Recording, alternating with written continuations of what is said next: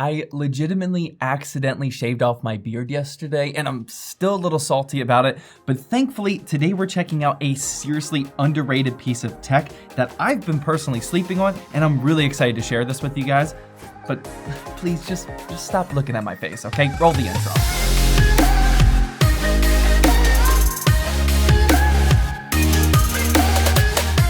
Want to know the best way to upgrade your gaming PC on a budget? Save money on everything else you buy by using a tool like Lustre. That way you have more money to spend on your gaming PC. Lustre is a completely free and super easy to use browser extension that saves you a ton of money by not just finding you the best prices on what you're currently shopping for like some other popular plugins, but it also scours the internet for trusted reviews on what you're searching for and displays the best options to limit your own research time. Check this out. You search for gaming mouse on Amazon, and based on its AI that did way more research than you'll ever do, it spits out the best for most people, best at mid-range, and worth the splurge awards, and even shows you what other reviewers said about it. You can also scroll at the bottom here for a specific price range, and it'll do the same thing. Lustre is all about privacy too, so they aren't tracking you, and you don't even log in, just install it and it starts working. Try it out today and start saving some money by using that first link down in the description. All right, ladies and gentlemen, so these mini PCs are absolutely nothing new to most of you. I completely get that. We've seen them around for a while now, and we all already know that these are tiny hand-sized boxes which are housing a basic PC inside of them. They usually have the ability to upgrade your RAM and SSD like I did, and we'll talk about that soon, and they're almost always rocking integrated graphics as well. Another integrated graphics video? Yep. But the cool thing is that not only is this fairly priced,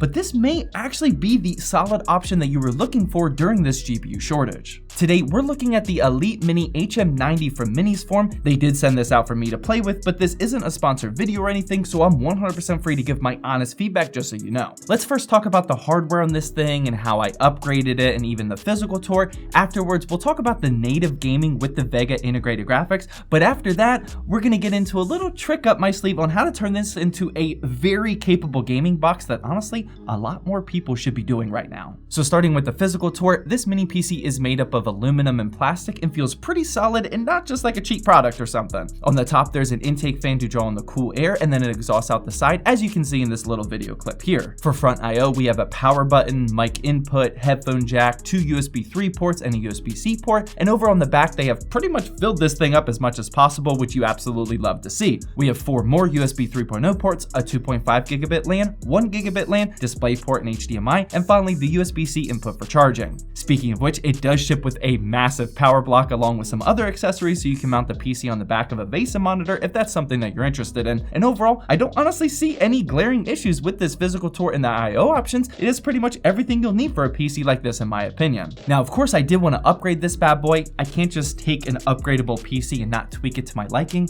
And honestly, now that I say that out loud, I probably should have vinyl wrapped this in some way to boost the aesthetic game, but I did reach out to Corsair for some serious upgrades on both the RAM and the SSD. On the mini PC's website, you can see that there's 3 different starting configs to buy. The first one is bare bones, which doesn't include any SSD or RAM, and you just buy that yourself. There's also 16 gigabytes of RAM and a 512 gigabyte SSD, which is what I recommend for most casual users and gamers, but they also have the 32 gigabytes of RAM and 512 gigabyte SSD option if you wanted to. So for my upgrades, Corsair sent out this 2x32 gigabyte DDR4 RAM kit that's clocked at 2666. As you can see, this is a laptop RAM kit because we definitely aren't fitting in desktop size sticks in there, and they also sent out this 2 terabyte MP600 core NVMe drive, which has read and write speeds of almost 5 gigabytes per second, which is obnoxious. By removing the back panel with just these 4 screws, it's super easy to get to performing these upgrades. The SSD is just up here at the top while the RAM is at the bottom, and you definitely don't need to make these upgrades to get the most out of a mini PC like this because that will certainly increase your final price, but you guys know how I roll at this point. If I can upgrade it, I'm gonna at least try it out and show you what's possible. And to be very honest with you, when I'm done making this video, I'm actually gonna be turning this mini PC into another home server, and it's gonna store a bunch of virtual machines and possibly even the ZTT community Minecraft server,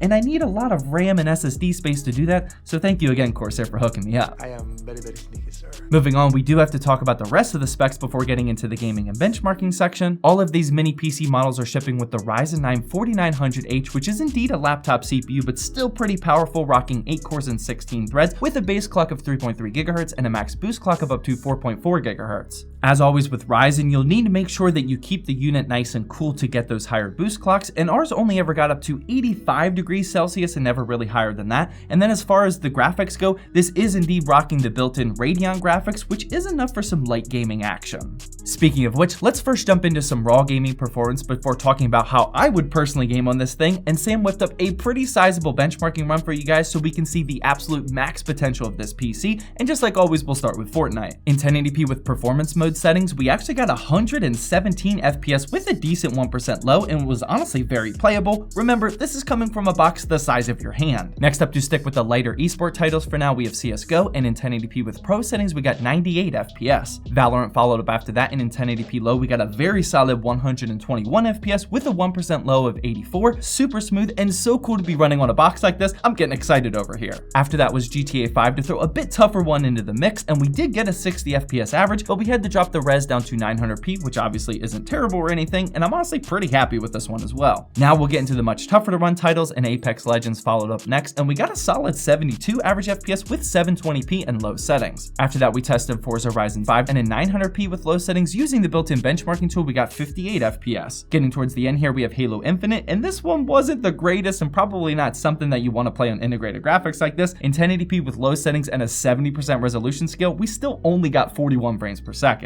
Far Cry 6 followed up after that, and when using the built-in benchmarking tool in 720p and low settings, we got 39 FPS. And for the last gaming benchmark that we have footage for, we have the new Call of Duty Vanguard, and in 720p with very low settings, we got close to that 60 mark with 56 FPS. Finally, for the 3D Mark Time Spy run, just so you can see how this compares to all of the other systems that I've benchmarked over the years, this 4900H mini PC scored 1,321. For those of you that really just want to see as many numbers as possible, shout out to Sam for benchmarking 10 more titles for you, and here are the results of those. These are all mostly the AAA titles and much harder to run games. Obviously not the best results, but that's why we do have a trick up our sleeve before ending this video. You could probably already guess what I'm about to say, but it's honestly been a very long time since I personally checked out NVIDIA's GeForce Now, and seriously, that service just keeps getting better and better, and they're not paying me to say this or anything, but almost all of those benchmarks that I just showed you are kind of irrelevant if you use a service like this. I fired it up for the first time in a while, like I said, and I was completely shocked by how smooth it is right now. I only have a 150/35 connection here at the ZTT HQ, so nothing too crazy, and playing games like Cyberpunk 2077 was a real treat. I found myself like this right here, literally just turning on ray tracing and walking around looking at the lightings and reflections. After testing all these games in like 720p and 900p low settings natively, seeing this good of a picture coming from this tiny little box was so baller. There's also some pretty cool baked-in features into GeForce Now that I really like, such as NVIDIA highlights. Before starting a compatible game like CSGO, it asks you if you want to automatically capture and record specific in-game events like kills, double kills, triple kills, etc. And then when you're done slaying the noobs like I was, you can go back and see all of the clips listed, and it was about as seamless as it gets for recording your own gameplay. I also tested another competitive game like Fortnite to really put the latency to the test. Honestly, I barely, if at all, saw a difference in my aiming, and I was still doing Fortnite god things and headshotting people all over the map. There is a tiny amount of graininess that you can see compared to playing natively, but I would much rather have that than lag, especially for games like this, and I honestly was just super impressed with it. GeForce Now has a ton of titles for you to choose from, and I hope they continue to add more and more. I also tested some of my other favorites like Valheim, and it just looks so much better than what the 4900H can do by itself. I know some of you have probably seen this recently in some other videos, but it's just been a while since I personally checked it out, like I said, and I was super happy with my results. If you guys are sick of this GPU shortage and you don't even want to hunt for a GPU at this point, maybe just buy a cheap mini PC like this, play esport titles natively or AAA titles with GeForce Now, and that'll be a super solid gaming experience. As always, make sure you comment down below with a basketball emoji if you're still watching this video. That way I know who the true ballers are that are increasing that average viewer watch time for me, and be sure to also let me know if you want to see other non-budget gaming PC build content like this video today, because it's nice to switch things up every now and then. If you want nothing to do with a mini PC like this and you want to continue hunting for a graphics card, then make sure you check out the video now for my full GPU buyer's guide video for 2022.